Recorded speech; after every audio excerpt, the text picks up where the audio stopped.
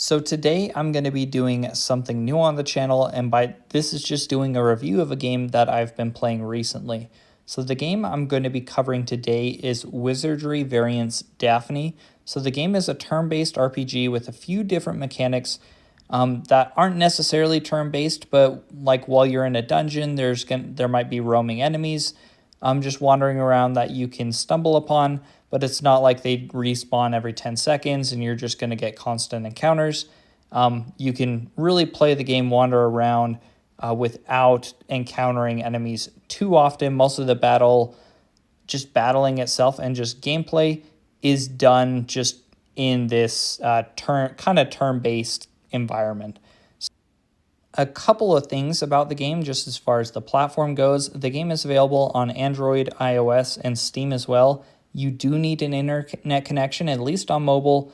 The game is a single-player game, which could be a plus or a negative, just depending on your view. I'm a big fan of old-school RPGs and really enjoy it compared to a lot of just current mobile games. One thing to disclaim as far as the game goes, it is kind of dark, a little gory, and with a little bit of language, so just a warning as far as that goes. Some of the enemies will curse in battle, so you just do need to be aware of that. So if you might need to mute audio if that's something that bothers you, just something to be aware of there. I didn't find it to be super egregious, but just wanted to disclaim that just for younger viewers or anyone that might be a concern to. So just hopping into the game here, I really do like the graphics. They seem pretty cool. You're in this 3D world, but you are also just kind of this turn-based mechanic, turn-based fighting here. We can fight these enemies, beat them real quick. I'm not going to, all the 3D models of the characters, the world, the dungeons, it all just looks pretty good. I've really enjoyed it as far as that goes. I have played the game for a few weeks. It's been pretty fun. I'm not going to explain too much just as far as the storyline goes because I don't want to spoil anything, but I've played all the way through the beginning abyss and I've beat it. The storyline through this point has been really great and just really enjoyable part of the game just as you go and learn more about your character. You have different functionality. You can play it pretty on hands, or you can just set it to auto, do certain things. You can set preferences as far as what your characters do. There are a lot of cool mechanics. So the game hasn't been too grindy, but while it is similar to many other RPGs, I would just definitely try and make sure you aren't under-leveled because it may be just very possible to get beat up and lose. So just spend some time leveling your characters is something that is likely going to happen. If you do lose, you can go back to a checkpoint, reattempt a fight, or just leave. If you lose too many times and you try and revive your characters prematurely over through the temple, which I can show you where that is, there are just a lot of game mechanics you will have to end up learning. But yeah, so if you try and revive those characters prematurely through the temple, there is a possible way to have permadeath of your non-main character, but it is harder to do, and the game does warn you before you get to that point. If your characters are too low on fortitude, which is separate from health, you may have to wait for your characters to regenerate their fortitude before you can go and revive them. Like a lot of RPGs, I do just feel like there were a lot of different game mechanics, stats, stuff like that aren't necessarily explained just up front. It's not going to just tutorial it all, explain it all to you.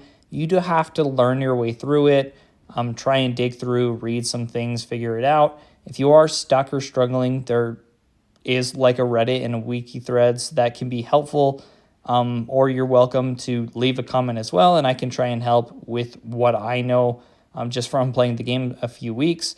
If you aren't utilizing certain mechanics or you don't have the proper team composition, so like each of your characters has a different, they have like a class, whether they're a fighter or you can have fighters, knights, thieves, priests, mages, all sorts of different classes.